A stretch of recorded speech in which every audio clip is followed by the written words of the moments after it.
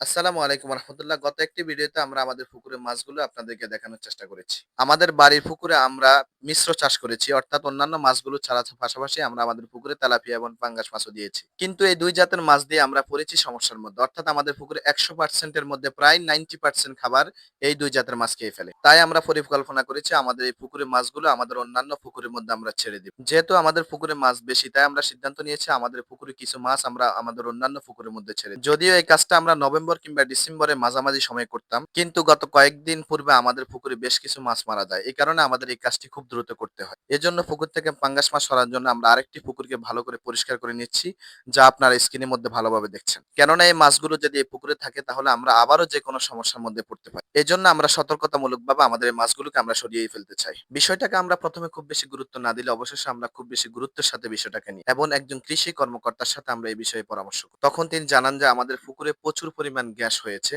এখন আমাদেরকে গ্যাসের ভ্যাকসিন ইউজ করতে হবে। তাই আমরা ওনার পরামর্শ অনুযায়ী আমাদের পুকুরে গ্যাসের ভ্যাকসিন ইউজ করি। ভ্যাকসিন ইউজের পরে আমরা মাছ মারার এই সমস্যা থেকে অনেকটাই উদ্ধার হয়ে যাই।